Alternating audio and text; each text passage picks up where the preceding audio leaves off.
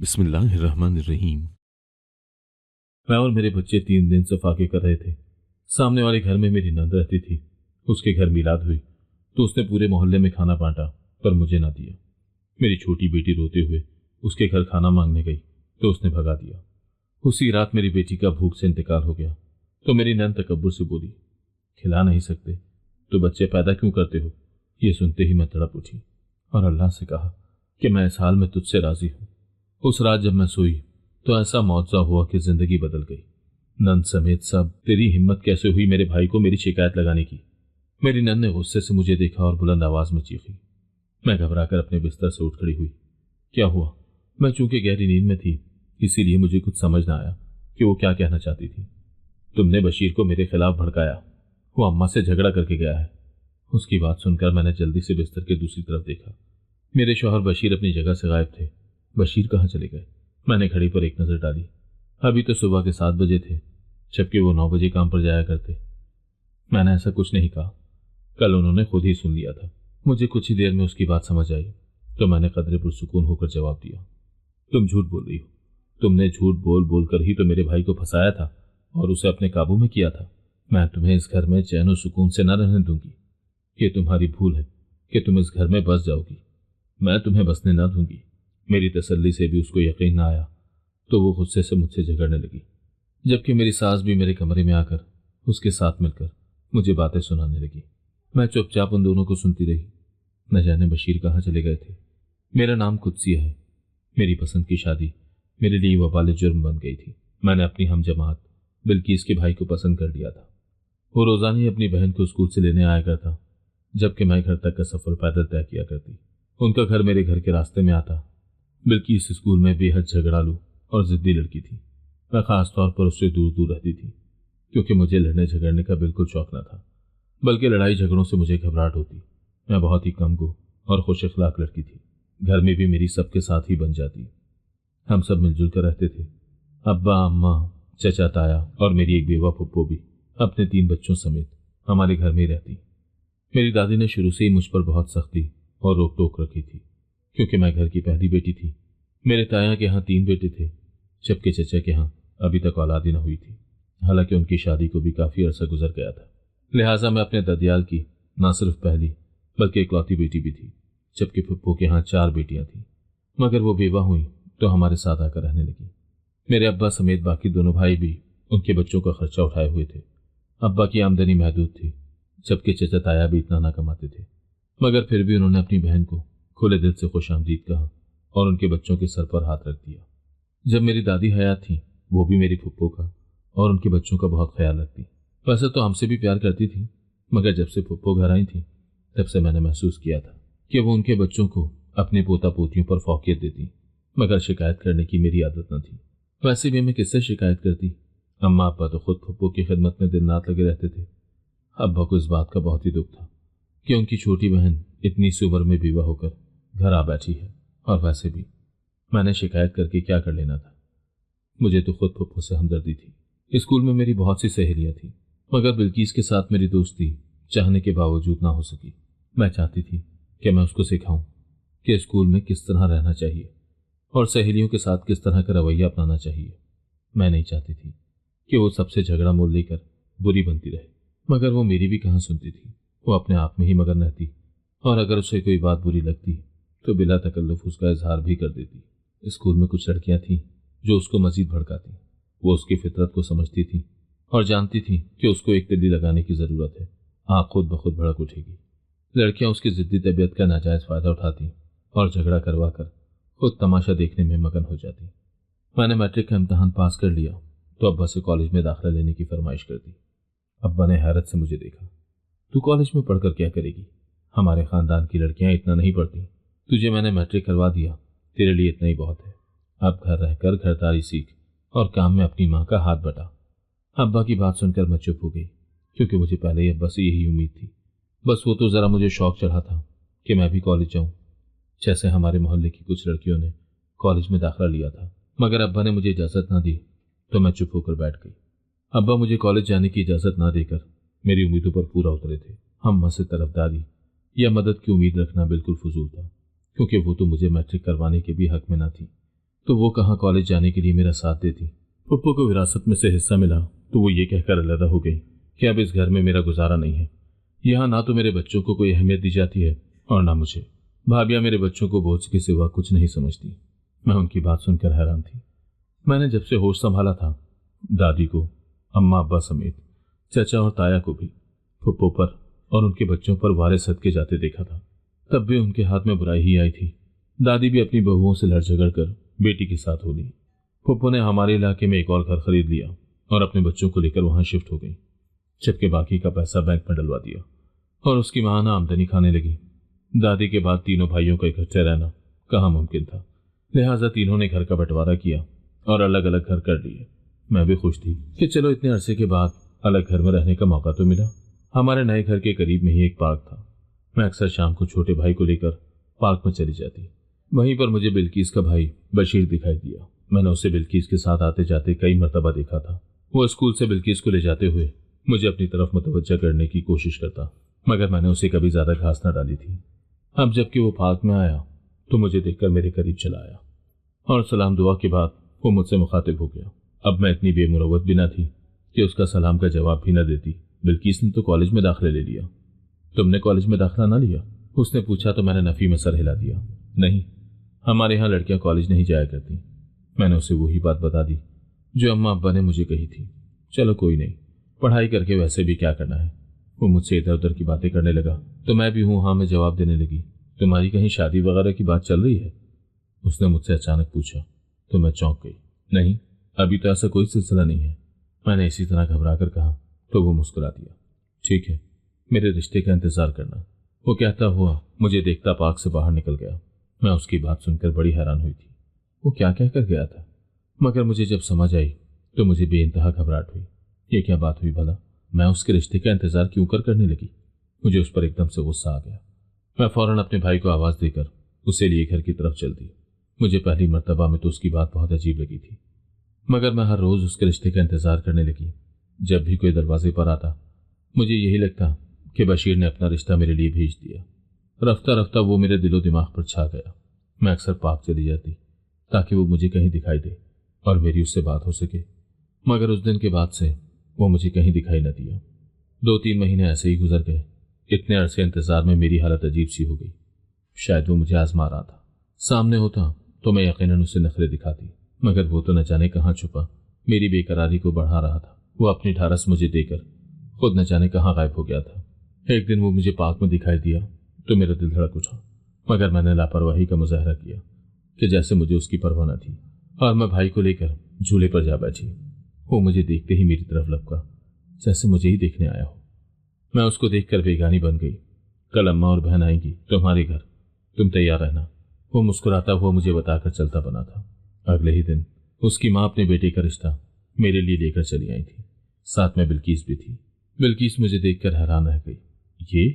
یہ تو اسکول میں میری جماعت میں پڑھتی تھی، اس نے اپنی اماں سے کہا تو وہ بھی چونک گئی۔ بشیر نے شاید اپنی ماں کو میرے بارے میں کچھ نہ بتایا تھا۔ اس کی ماں کو معلوم ہوا کہ میں بلکیس کے ساتھ اسکول میں پڑھا کرتی تھی تو اس کا فوراً ہی منہ بن گیا تھا۔ چونکہ بلکیس نے ہمارا نیا گھر نہ دیکھا تھا، اس سے پہلے والا گھر دیکھا تھا، اسی لیے اسے معلوم نہ ہو سکا کہ بشیر کی پسند میں تھی۔ نہ جانے بشیر نے کیسے ہمارے نئے گھر کا پتہ لگا لیا۔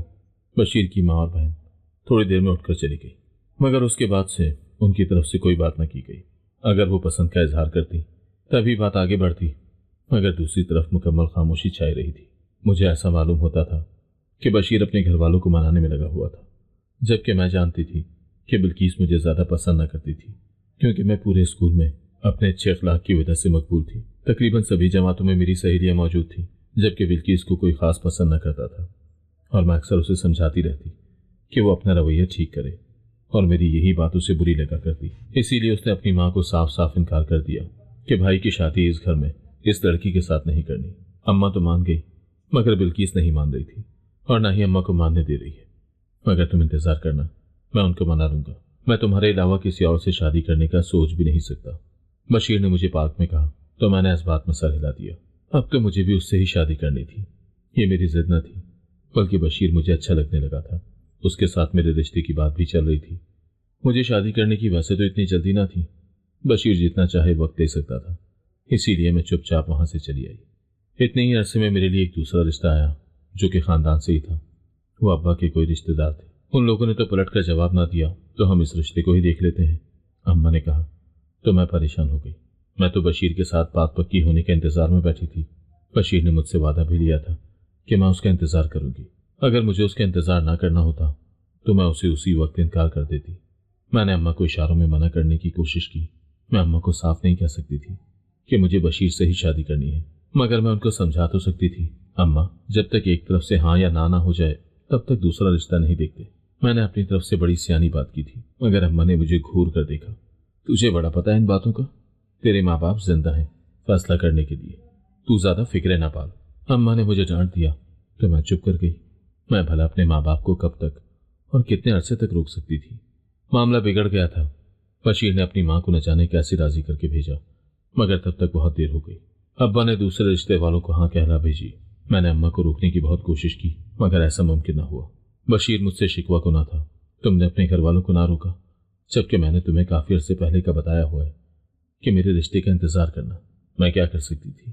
میں اس سے زیادہ کچھ نہ کر سکتی تھی۔ اب میں اپنے ماں باپ کو صاف صاف تو نہ کہہ سکتی تھی کہ بشیر کے رشتے کا ہی انتظار کریں۔ صاف صاف بھی کہہ دیتی تو کیا حرج تھا؟ جب تمہیں شادی ہی مجھ سے کرنی ہے تو پھر میرا نام لینے میں کوئی حرج نہیں۔ بشیر اس بات پر اڑا ہوا تھا کہ میں نے اپنے ماں باپ کو کیوں نہ روکا۔ اب تم بتاؤ تمہیں کیا کرنا ہے؟ کیا تم مجھ سے شادی کی خواہش مند ہو؟ اس نے پوچھا تو میں نے اس بات میں سر ہلا دیا۔ تو پھر اپنے منہ سے میرا نام لے دو۔ میں تمہیں اس وقت سے چاہتا ہوں جب تم اور بلکیس 8ویں جماعت میں تھی۔ اس کی بات سن کر میں حیران تھی۔ مجھے تو لگ رہا تھا کہ یہ سلسلہ نیا تھا، مگر اب تو مجھے میٹرک کیے ہوئے بھی 2 سال ہو چکے تھے۔ ٹھیک ہے، میں اماں سے بات کروں گی۔ میں اس سے وعدہ کرائی۔ میں نے اماں کو کہا کہ وہ بشیر کے رشتے کے لیے ہاں کہہ دے۔ کیا بات کر رہی ہے تو؟ اماں نے مجھے حیران نظروں سے دیکھا۔ تیرا باپ دوسرے رشتے کے لیے ہاں کہہ چکا ہے۔ مگر اماں مجھے اس سے شادی نہیں کرنی، مجھے بشیر سے ہی شادی کرنی ہے۔ میں نے اپنے منہ سے بشیر کا نام لیا تو اماں حیرت سے منہ پر انگلی رکھے مجھے دیکھنے لگی۔ اس کا مطلب ہے اس کی بہن اس دن صحیح بول کر گئی تھی کہ تیرا اور اس کے بھائی کا چکر چل رہا ہے۔ اماں کی بات سن کر میں حیران ہوئی۔ آج تو نے ثابت بھی کر دیا۔ اس وقت تو ہم نے اس کی بات پر اعتبار نہ کیا تھا، مگر تو نے اعتبار دلانے میں ذرا دیر نہ کی۔ تو نے ہماری تربیت پر انگلی اٹھا دی۔ ہم نے تجھے اس دن کے لیے پال پوس کر جوان نہ کیا تھا۔ اماں تو رونا پیٹنا ڈال کر بیٹھ گئی تھی۔ میں حیرت سے اماں کو دیکھ رہی تھی۔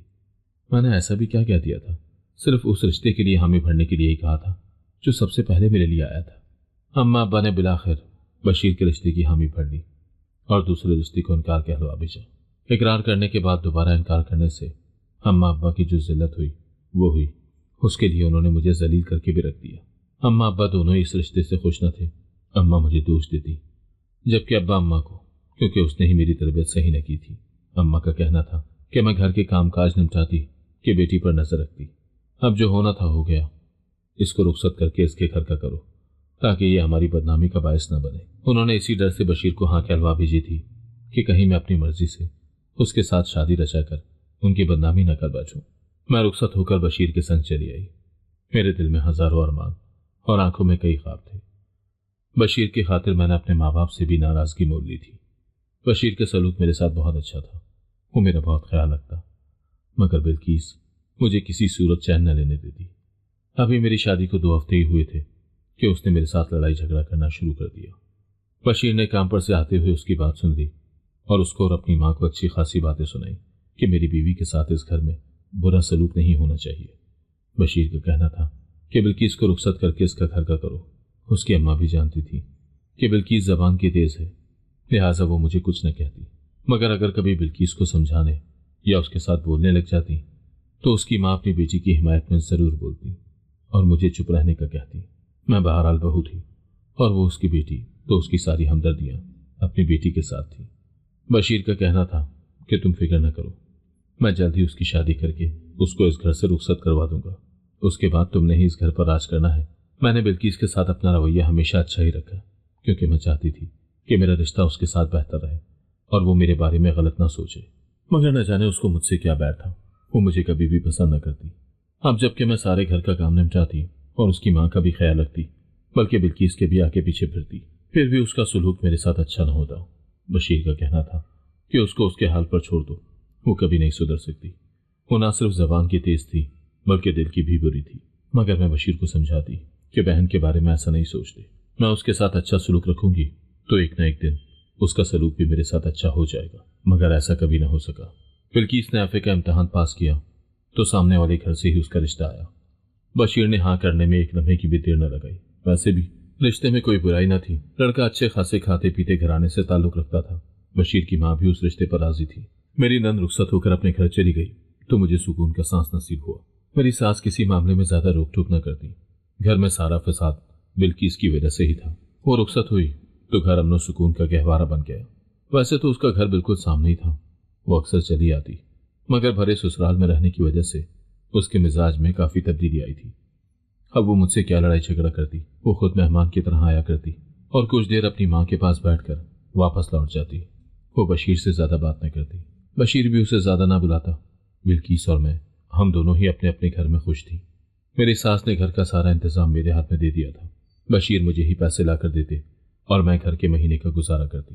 بشیر کی آمدنی زیادہ نہ تھی مگر اتنی کم بھی نہ تھی، ہمارا گزارا اچھے سے چل رہا تھا۔ ویسے بھی مجھے فضول خرچی کی عادت نہ تھی، اسی لیے میں اتنے ہی پیسوں میں مہینے کا گزارا کر لیا کرتی۔ مجھے پیسوں کی کوئی خاص تنگی نہ تھی، اور پھر گھر میں کس قدر سکون تھا۔ اس سے بڑھ کر مجھے کیا چاہیے تھا؟ بشیر اکثر ہی مجھے باہر گھمانے پھرانے بھی لے جاتے اور کبھی چاٹ تو کبھی دہی بڑے کھلا دیا کرتے۔ واپسی پر وہ اپنی ماں کے لیے بھی کچھ نہ کچھ پک کروا کر لے آتے۔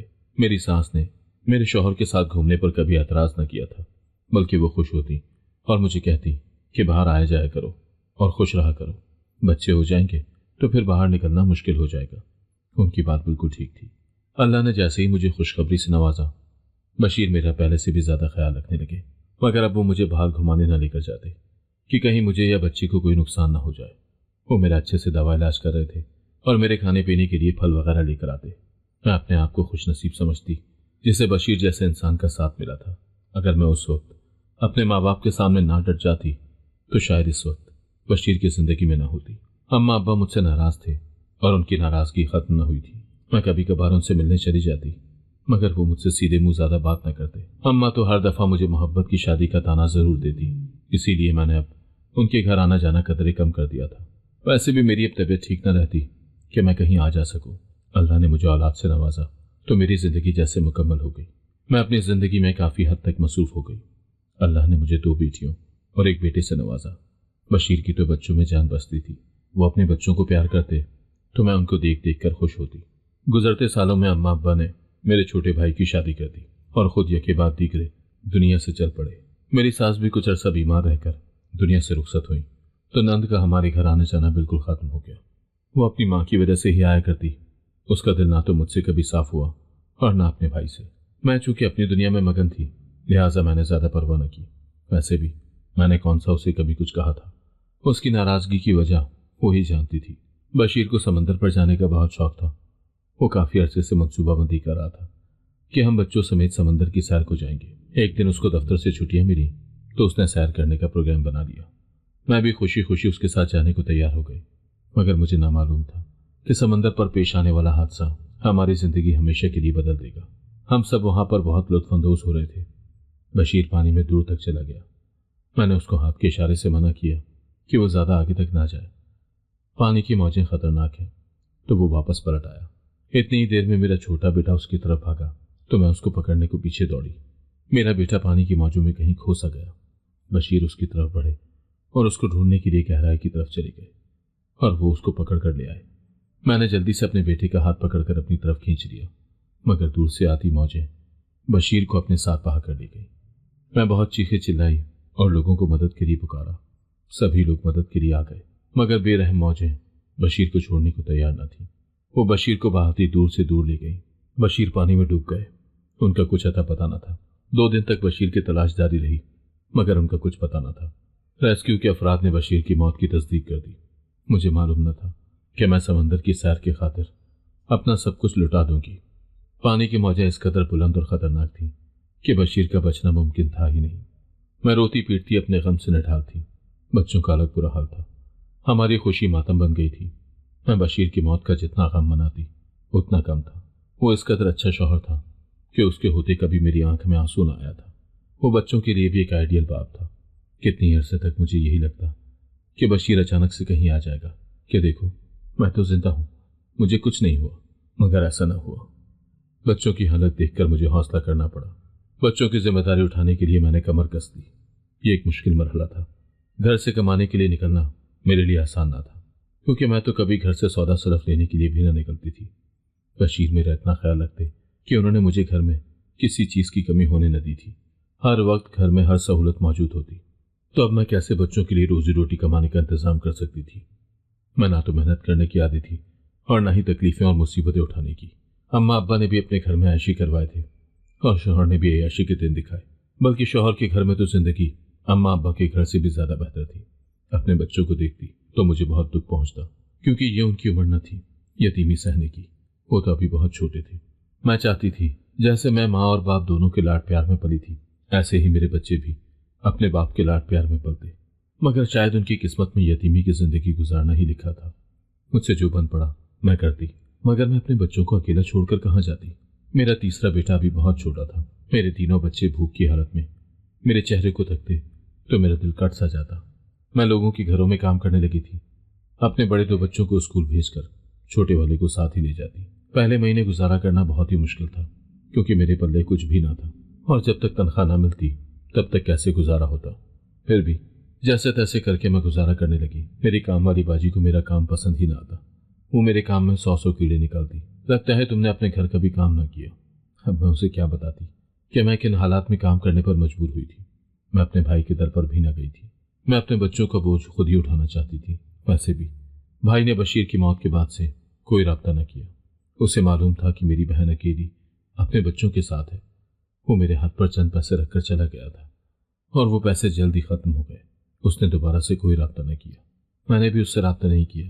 میں اس کی بیوی کے مزاج کو اچھی طرح جانتی تھی، اور پھر شکایت اس کی بیوی سے نہیں تھی۔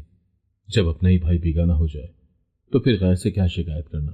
میری نند کو پھر میرے حالات کا اچھی طرح اندازہ تھا، مگر وہ کبھی میرا ساتھ نہ دیتی، بلکہ صرف جب بھی موقع ملتا مجھے باتیں سناتی کہ تمہاری وجہ سے میرا بھائی موت کا شکار ہو گیا، تمہیں کیا ضرورت تھی اسے سیر سپاٹے پر لے کر جانے کی؟ گھر میں رہتی تو مصیبت نہ آتی، اب پانی گھر میں آ کر تو بھائی کو نہ نگل لیتا۔ میں اسے کیسے سمجھاتی کہ سیر کرنے کا منصوبہ بھی بشیر نے خود ہی بنایا تھا، اور جب اس کی قسمت میں یہی لکھا تھا تو اس کی موت اسے خود وہاں تک لے گئی تھی۔ اس سب میں بھلا میرا کیا قصور تھا؟ لیکن میں اپنی نند کو کیا جواب دیتی؟ میں نے اسے کبھی بھی پلٹ کر جواب نہ دیا تھا، اس لیے اب بھی خاموشی اختیار کیے ہوئے تھی۔ مجھے کافی دنوں سے کوئی کام نہ ملا تھا، اب تو ساری جمع پونجی بھی ختم ہو گئی تھی۔ میں مہینے کے خرچے میں سے کافی پیسے بچا لیتی اور وہ میرے کام آتے۔ مجھے میری مالکن نے جواب دے دیا تھا۔ اس کے بعد میں بہت سے گھروں میں گئی، مگر مجھے کہیں کام نہ ملا۔ میرے پاس بچے ہوئے پیسے ختم ہوئے تو نوبت فاقوں تک آ گئی۔ میں اور میرے بچے 3 دن سے بھوکے تھے۔ میں نے بھائی سے رابطہ کرنے کی کوشش کی، مگر میرا اس سے رابطہ نہ ہو سکا۔ اماں ابا کی موت کے بعد سے وہ اپنی بیوی کے شہر میں جا بسا تھا۔ میں اس کی تلاش میں دوسرے شہر تو نہ جا سکتی تھی۔ میری نند سامنے والے گھر میں ہی رہتی تھی، مگر اس نے بھائی کی موت کے بعد سے ایک دن بھی پلٹ کر حال نہ پوچھا۔ وہ تو بھائی کی زندگی میں نہ پوچھتی تھی، بھائی کی موت کے بعد بھلا ہمارا اس سے کیا تعلق تھا؟ ویسے بھی میں نے کسی انسان سے کوئی امید نہ رکھی تھی، بس خدا کا ہی آسرا تھا۔ اماں بھوک لگی ہے۔ میرے سب سے چھوٹے بیٹے نے میرے دوپٹے کا پلو کھینچا تو میں نے بے بسی سے اسے دیکھا۔ میں جانتی تھی کہ اب بھوک برداشت کرنا بچوں کے بس کا نہ تھا۔ اماں پھپھو نے گھر میں میلاد رکھا ہے، ندا مجھے بتا رہی تھی۔ میری بڑی بیٹی رمشا نے برابر میں رہنے والی بچی کا نام لیا تو میں چونک گئی۔ شاید بلکیس ہمیں بھی میلاد میں بلا لے تو میرے بچے پیٹ بھر کر کھانا کھا سکیں گے۔ میں میلاد کے انتظار میں بیٹھ گئی، مگر بلکیس کے گھر سے کوئی بلاوا نہ آیا۔ چلو بھابھی سمجھ کر نہیں، ہمسائی سمجھ کر ہی بلا لیتی۔ میں اس کی بے مروتی پر حیران تھی۔ اس کے گھر مہمانوں کی آمد کا سلسلہ جاری ہوا تو میرے بچے دروازے کی چوکھٹ سے لگ گئے۔ اماں پھپھو کے گھر بہت سی عورتیں آ رہی ہیں، پھپھو نے ہمیں کیوں نہ بلایا؟ میں ان کے معصوم سوالوں کے کیا جوابات دیتی؟ چپ چاپ ٹھنڈی سانس بھرتی رہی۔ اگر میرے شوہر زندہ ہوتے تو آج ہم بھی ایک خوشگوار زندگی گزار رہے ہوتے۔ مجھے کیا معلوم تھا کہ سمندر کی ایک موج میری زندگی بدل کر رکھ دے گی۔ اماں میلاد ختم ہو گیا۔ رمشا مجھے ساتھ ساتھ تمام صورتحال سے آگاہ کر رہی تھی۔ اماں، اب ارسلان تمام محلے میں کھانا تقسیم کرنے نکلا ہے، وہ ہمارے گھر بھی کھانا لائے گا۔ رمشا کی باتیں میرے دل دہلانے کو کافی تھی۔ مجھے نہیں لگتا تھا کہ بلکیس کھانا بھیجتے ہوئے اپنے بھائی کے یتیم بچوں کو یاد رکھے گی، مگر پھر بھی میں امید پر بیٹھی تھی، ہو سکتا ہے خدا اس کے دل میں رحم ڈال دے، میلاد کی قبولیت کی خاطر ہی وہ یتیم بچوں کو کھانا کھلانے کا سوچ لے۔ میرے بھوکے بچے رات ہونے تک کھانے کا انتظار کرتے رہے، مگر وہاں سے کھانا نہ آیا۔ اماں، ہو سکتا ہے پھپھو ہمیں کھانا بھیجنا بھول گئی ہوں، میں پھپھو کو یاد کروا کر آتی ہوں۔ چھوٹی بیٹی نے پرجوش ہو کر کہا۔ और फौरन बाहर की तरफ भागी। दुआ रुक जाओ, कोई ज़रूरत नहीं है। मैं उसको रोकती पीछे भागी, मगर वो उससे पहले ही भागकर अपनी फूफो के घर में दाखिल हो गई। दुआ कुछ ही देर में मायूसी से सर झुकाए चली आई थी। यकीनन बिल्किस ने उसे डांट कर खाली हाथ भगा दिया था। मेरे बस में कुछ न था। मैं कहाँ से खाना मांग कर लाती, जबकि अपने ही कुछ देने को तैयार न थे। मैं सुबह सवेरे एक नई उम्मीद और अज़म के साथ उठ खड़ी हुई। मैं अपने बच्चों के लिए खाने की तलाश में निकलना चाहती थी। मुझे मालूम था कि मेरे बच्चे 3 दिन से भूखे थे। उन्होंने सूखे टुकड़े खाकर गुजारा किया था, जबकि पेट भरकर खाना न खाया था। आज तो मुझे भीख भी मांगनी पड़ती तो मैं ज़रूर मांग लेती, मगर अपने बच्चों के पेट भरने के लिए कुछ तो करती। मैं खाना लेने जा रही हूँ रिमशा, तुम छोटे बहन भाइयों का ख्याल रखना। मैंने रिमशा का बाजू हिलाकर कहा तो वो उठ बैठी। अम्मा आप जल्दी वापस आ जाना, मुझे बहुत भूख लगी है। वो पेट पर हाथ रखकर बोली तो मैंने इस बात में सर हिलाया। हाँ मेरी बच्ची, मैं जल्द वापस आऊंगी। मैंने उसे तसल्ली दी और अपने बेटे के सर पर हाथ फेर कर अपनी बेटी दुआ की जानिब बढ़ी। मुझे रात की बात याद आई कि वो कैसे अपनी फुफ्फो से खाना मांगने गई थी, मगर मायूस वापस लौटी थी। मेरा दिल कट सा गया। मैंने अपने लब उसके माथे पर रखे तो उसका माथा बेहद ठंडा महसूस हुआ। दुआ, क्या हुआ? मैंने दुआ को हिलाया तो वो बेहिस्सो हरकत रही। दुआ, क्या हुआ मेरी बच्ची? मुझे कुछ अनहोनी का एहसास हुआ। कहीं दुआ को कुछ हो न गया हो। मेरा दिल कांप उठा। मैंने उसको अच्छी तरह झिंझोड़ा, मगर उसके वजूद में कोई हरकत न थी। मेरी बेटी भूख की शिद्दत से इस दुनिया से रूठ कर चली गई थी। मेरी चीखों की आवाज़ से पूरा घर गूंज उठा। मैं अपने बच्चों को सीने से लगाए दुआ की मैयत के सामने बैठी ज़ारों कतार आंसू बहा रही थी। बशीर के बाद मैं अपने बच्चों की हिफाजत करने के काबिल न रही थी। मैं उन्हें 2 वक्त की रोटी भी ना खिला सकती थी। सारा मोहल्ला ही अफसोस के लिए चला आया। मैं हैरान होकर लोगों की जानिब देख रही थी कि जब मेरी बच्ची भूखी थी तब ये लोग कहाँ थे। मोहल्ले की एक औरत ने मेरी बेटी और बेटे को खाना ला दिया। वो दोनों खाने पर टूट पड़े। उन्होंने इसरार किया कि मैं भी कुछ खा लूं। मेरे हलक से कैसे कोई निवाला उतरता, जबकि मेरी बच्ची भूखी सो गई थी। मेरी नंद भी दुआ के जनाजे पर चली आई। मोहल्ले की औरतों के तबसरे जारी थे। तौबा, कैसा जमाना आ गया। कल बच्ची की पुप्पी ने सारे मोहल्ले में खाना बांटा और अपनी भतीजी भूख से चल बसी। लोगों के दिल पत्थर के बने हैं। मेरी नंद को कहाँ बर्दाश्त था कि हमारी वजह से लोग उसकी तौहीन करें। वो मुझे गुस्से से घूरने लगी। जब खिला नहीं सकते तो बच्चे पैदा क्यों करते हो? ये सुनकर मैं तड़प उठी। वक्त और हालात किसी के भी पलट सकते हैं। मेरे तो वहम गुमान में भी ना था कि मुझ पर कभी ये दिन भी आएगा। या अल्लाह, मैं इस हाल में भी तुझसे राजी हूँ। मैंने आंखें बंद करके पूरी शिद्दत से अपने रब को राजी किया। मेरी दुआ की मैयत को उठाकर ले गए। मोहल्ले वालों ने ही कफन दफन और खाने का इंतजाम कर दिया। उस दिन मेरे बच्चों ने पेट भर कर खाना खाया। मेरे हलक से निवाला ना उतर सका। मेरी बच्ची को मेरे बगैर नींद ना आती थी। न जाने कैसे कब्र में अकेली रात गुजारेगी। मैंने सारी रात आंखों में काट दी। मैं आधी रात को तहज्जुद की नमाज पढ़ने बैठी और नमाज पढ़ने के बाद जाए नमाज पर ही मेरी आंख लग गई। अगली सुबह मेरी आंख गली से आते शोर से खुली। मैंने फौरन दरवाज़ा खोला तो मैं अल्लाह का मुआवजा देखकर हैरान रह गई। सामने नंद के घर से आग के शोरे निकल रहे थे। नंद समेत उसके सभी घर वाले गली में खड़े अपने घर को जलता देख रहे थे। ये सब क्या हुआ? मैंने परेशानी से पास खड़ी अपनी हमसाई से पूछा। न जाने कैसे रात को अचानक आग लगी और भड़क उठी। शुक्र है कि बर वक्त पता चल गया और कोई जानी नुकसान न हुआ, मगर सब कुछ तहस नहस होने में एक लम्हा नहीं लगा। अभी तक कोई भी मदद को न पहुंच सका। हमसाई ने अफसोस से कहते हुए मुझे पूरी तफसील कह सुनाई। शुक्र है कोई जानी नुकसान नहीं हुआ, मालो दौलत तो आनी जानी है। मैं अफसोस से कहती घर में चली आई। मैं नहीं चाहती थी कि ऐसे मौके पर मैं अपनी नंद का सामना करके उसका दिल दुखाऊं। खुदा उसको बर्दाश्त करने का हौसला अता फरमाए। मैं उसके हक में दुआ करने के सिवा उसके लिए कुछ न कर सकती थी। क्या मैं अपने बच्चों के साथ कुछ दिन आपके घर रह सकती हूँ? मेरी नंद कुछ ही देर में अपने बच्चों को लिए चली आई तो मैं अपनी जगह से उठ खड़ी हुई। क्या बात कर रही हो बिल्किस? ये सिर्फ मेरा नहीं, ये तुम्हारे माँ बाप का घर है, तो इस पर तुम्हारा पूरा पूरा हक है। अपने हक के साथ जब तक मर्जी यहाँ रहो। ये मत समझना कि मैं तुम पर कोई एहसान करूंगी। मैंने खुले दिल से कहा तो वो कुछ हैरान हुई। अगले ही लम्हे वो लपक कर मेरे कदमों में आ बैठी। मुझे माफ़ कर दो भाभी। उसने पहली बार मुझे भाभी कहकर मुखातिब किया। मैंने तुम्हारे और तुम्हारे बच्चों के साथ बहुत गलत किया। न जाने क्यों मैं हमेशा से तुमसे कदूरत रख कर बैठ गई। शायद मैं तुमसे, तुम्हारे अच्छे अखलाक से हसद और जलन का शिकार थी। हर कोई तुम्हें पसंद करता था और फिर भाई जितना ख्याल तुम्हारा करता मुझसे बर्दाश्त न होता। मैं अपने हसद और जलन में इतना आगे बढ़ गई कि ये भी भूल गई कि तुम्हारे बच्चे मेरे मरे हुए भाई के यतीम बच्चे हैं।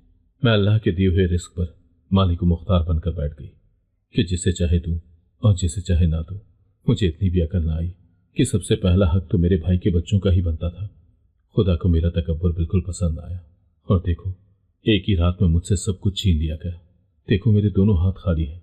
मुझे एहसास हो गया कि अगर उस हादसे में मेरे बच्चों को कोई नुकसान होता तो मैं तो जीने के काबिल न रहती। आप पर क्या गुजरी होगी जब आपकी बच्ची भूख के बाइस दुनिया से चली गई। वो बेतहाशा रोते हुए बोली तो मैंने उसे कंधों से पकड़कर उठाया। बिल्किस, मैंने तुम्हें सदक़े दिल से माफ किया, खुदा भी तुम्हें माफ करे। तुम मुझसे नहीं, रब से माफी मांगो। खुदा तकब्बुर करने वालों को पसंद नहीं करता। हम सबकी डोरी उसके हाथ में है, वो जब चाहे खींच सकता है। मैंने उसे समझाने का फरीज़ा सर अंजाम दिया। इस मालो दौलत के नुकसान पर परेशान न हो, ये सब आनी जानी शय है। तुम शुक्र करो कि अल्लाह ने तुम सबकी जान महफूज रखी। औलाद का दुख बहुत बड़ा दुख है, खुदा किसी दुश्मन को भी ये दुख न दे। मैं लरसती हुई आवाज में बोली और आगे बढ़कर बिल्किस को गले लगा दिया। वो मेरे शौहर की बहन थी, मुझे उसमें से अपने शौहर की खुशबू महसूस हुआ करती। सभी मोहल्ले वाले बिल्किस से नाराज थे, लिहाजा वो मेरी तरफ चली आई थी।